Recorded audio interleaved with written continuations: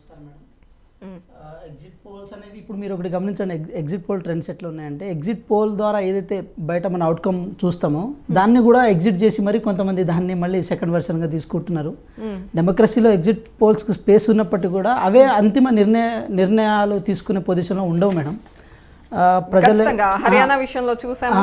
So అది మనం ఒక కంక్లూజన్కి ఆ విషయంలో మనం రాలక్కర్లేదు. అయితే ఇది మన పర్టికులర్గా జార్ఖండ్ విషయానికి వచ్చినప్పుడు మేడం, అక్కడ గతంలో హేమంత్ సోరెన్ గారు కానీ లేకపోతే అరవింద్ కేజ్రీవాల్ గారు ఢిల్లీ ముఖ్యమంత్రిగా ఉన్నప్పుడు ఈ దేశ చరిత్రలోనే ఇద్దరు ముఖ్యమంత్రులుగా ఉన్న వ్యక్తులను తీసుకుపోయి జైల్లో వేసిన సందర్భం మనం బీజేపీ పార్టీ రూలింగ్లో చూసిండే. అయితే కొంత మహారాష్ట్ర విషయానికి వచ్చినప్పుడు మేము కొంత డిసప్పాయింట్ అయినప్పటికీ కూడా అక్కడ వెనకాల ఎవరి స్ట్రాటజీ ప్లే అయింది, ఎవరి వెనకాల ఉన్న విషయం ఒకసారి మనం మనసాక్షికే కొంతవరకు తెలుసు. ఎవరు అదాని గారు ఇంటర్నల్గా తీసుకొని ప్రతి ఒక్కరితో సమన్వయం ఏర్పాటు చేసి కోఆర్డినేషన్ బాధ్యతలు తీసుకొని ఈ పార్టీ ఆ పార్టీ అనే తేడా లేకుండా ప్రతి పార్టీ వాళ్ళతో మింగిల్ అవ్వడం జరిగింది. అదేవిధంగా ఇప్పుడు ఎప్పుడైనా మేడం ఒకటి మనం అయితే గ్రహించుకోవాలి, ఒక వ్యక్తి ఫేస్ని బట్టి ఎట్లా మనం ఓట్లేస్తామని అనుకుంటాం డెమోక్రసీలో ఎలక్షన్ మేనేజ్మెంట్లో గుర్తుల మీద కూడా అదే ప్రభావం ఉంటుంది మేడం. వ్యక్తికి గుర్తుకు మధ్య సమన్వయం ఉన్నప్పుడే ప్రజలు ఒక సరైన నిర్ణయం తీసుకోగలుగుతారు.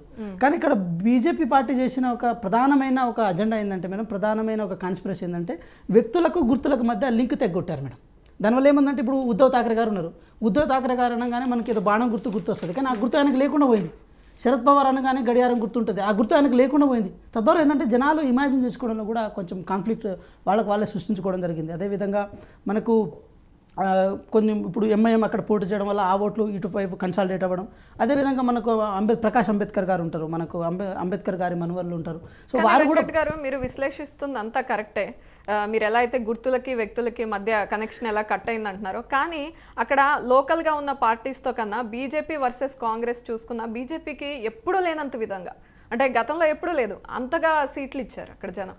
మేడం ఇప్పుడు ఇవ్వచ్చు, మేము అదే అంటున్నాం. మనం వాళ్ళ యొక్క ఈ లోకల్ అంటే ప్రాంతీయ పార్టీల యొక్క అజమాయిషి లేకుండా, ప్రాంతీయ పార్టీ యొక్క ఇన్వాల్వేషన్ లేకుండా జాతీయ పార్టీలు కూడా అక్కడ మనుగడలో ఉండవు కొంతవరకు.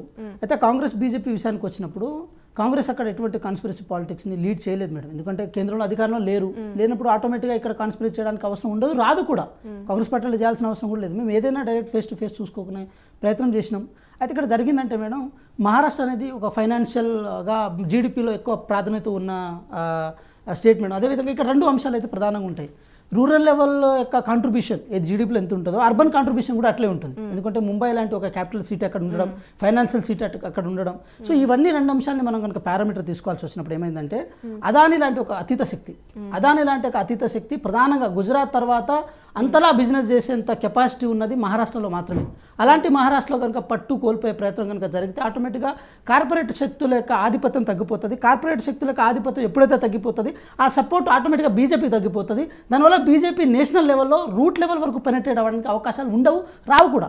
సరే దీన్ని పొలిటికల్గా మీరు పొలిటికల్ స్టేట్మెంట్ ఇస్తున్నారని చెప్పి మీరు నన్ను అన్నా కూడా నేను తప్పుపట్టను, కానీ ఉన్న విషయం చెప్తున్నా. అదేంటి మీరు ఓడిపోయిన తర్వాత ఈ మాట అంటున్నా, మరి ముందే అనడానికి లేదంటే ఎస్, ముందు నుంచి మేము అంటూనే ఉన్నాం.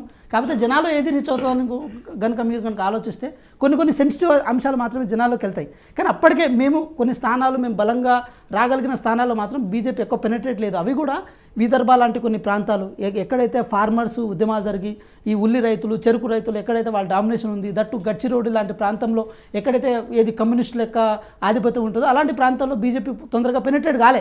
కేవలం అర్బన్ ఏరియాస్లో దట్టు ముంబై కానీ పూణే కానీ ఇలాంటి కొన్ని ప్రాంతాల్లో అయితే బీజేపీ కొంచెం పెనెట్రేట్ అయింది. మళ్ళీ అక్కడ కూడా పాపులేషన్ డెన్సిటీ ఎక్కువ ఉండడం. నా మాటలు మీరు కొంచెం అర్థం చేసుకోండి మేడం. ఎక్కడైతే అర్బన్ పాపులేషన్ డెన్సిటీ ఎక్కడ ఉందో అక్కడ వాళ్ళు చాలా స్ట్రాటజికల్గా సీట్ల పంపిణీ జరిగింది. అంటే ఇంత జరిగినా కూడా నేను ఒక పెద్ద మనిషి మాకు చెప్పి ఎలక్షన్ స్ట్రాటజీ అది కదా, ఖచ్చితంగా ఒక పార్టీలో ఉన్న వ్యక్తి బలంగా ఉన్నాడా లేదా చూసుకుని వాళ్ళకి ఏ విధమైన వ్యక్తి అయితే సరిపోతారో ఆ విధంగానే సీట్ల పంపకం అనేది జరుగుతుంది. అది కామనే కదా. అయితే డైరెక్ట్ ఎలక్షన్ స్ట్రాటజీస్ కొన్ని ఉంటాయి, ఇండైరెక్ట్ ఎలక్షన్ స్ట్రాటజీస్ ఉంటాయి. ఇండైరెక్ట్ ఎలక్షన్ స్ట్రాటజీస్లో కొన్ని వ్యక్తులు, కొన్ని పాత్రలు ఇన్వాల్వ్ అవుతాయి. ఇప్పుడు అదాని అనేది అయితే డైరెక్ట్ ఎలక్షన్ స్ట్రాటజీ కాదు కదా మేడం, దాన్ని అసలు ఆయన స్ట్రాటజీలో తీసుకోలేం కదా, అదొకటి. ఇంకోటి ఏంటంటే కొన్ని ఓట్లు పక్కకు చీల్చడం. కానీ వెంకట్ గారు ఇక్కడ ఒకటి మాట్లాడుకోవాలి. అదాని విషయం తీసుకుంటే మనము అమెరికాకి వెళ్ళి మాట్లాడుకోవచ్చు. ట్రంప్ విషయంలో ఎలా అయితే టెస్లా అధినేత హెల్ప్ చేశారో అదే విధంగా చేసి ఉండొచ్చు కదా. ఇప్పుడు సానుభూతి పరులు ఉంటారు, పార్టీ అంటే ఇష్టం ఉండే వాళ్ళు ఉంటారు, రకరకాల. అయితే మీరు ఒక ఇక్కడ డిఫరెన్స్ చూడాలి మేడం. అది కార్పొరేట్ నేషన్ మేడం. అది అమెరికా అనేది ఒక ఇది కార్పొరేట్ ఇక్కడ ప్రభుత్వ సంస్థలు ఉండవు, ప్రభుత్వం సంబంధించిన అంశాలు ఉండవు.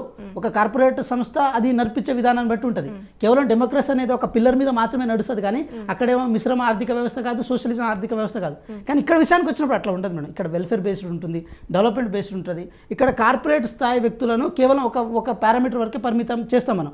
ఇక్కడ ప్రజా సమస్యల నుంచి కొట్లాడిన వాళ్ళు, ప్రజా సమస్యల మీద అవగాహన కలిగిన వాళ్ళు, ఇలాంటి వాళ్ళకు మాత్రమే మనం రాజకీయ నాయకులుగా చిత్రీకరణ చేసి ప్రయత్నిస్తాం. అందుకోసమే ఆఫీస్ ఆఫ్ ప్రాఫిట్ అనేది మనం ఒకటి పెడతాం మేడం. ఆఫీస్ ఆఫ్ ప్రాఫిట్ అనేది ఏముంటుందంటే ఏదైనా బిజినెస్ చేసుకునే వ్యక్తి ఒక ఎంపీ గానో లేకపోతే ఎమ్మెల్యే గానో ఉండడానికి అర్హుడు కాదు మేడం. అంటే ఈ దేశంకున్న గొప్పతనం అంటున్నాను నేను. అలాంటి వ్యక్తులు ఇక్కడ కనుక ఇన్వాల్వ్ అయితే ఆటోమేటిక్గా ఈ ప్రజాస్వామ్యకి ముప్పు అవుతుంది, సోషలిజం స్ట్రక్చర్కి ముప్పు అవుతుంది. ఇక మనం ఈ డిబేట్లో కూర్చొని వెల్ఫేర్ గురించి మాట్లాడుకోవద్దు. అభివృద్ధి గురించి కానీ, రోడ్ల గురించి కానీ, మహిళల యొక్క సాధికారత గురించి కానీ, ఎస్సీ బీసీల సాధికారత గురించి కానీ మనం మాట్లాడుకోవడానికి అవకాశమే ఉండదు.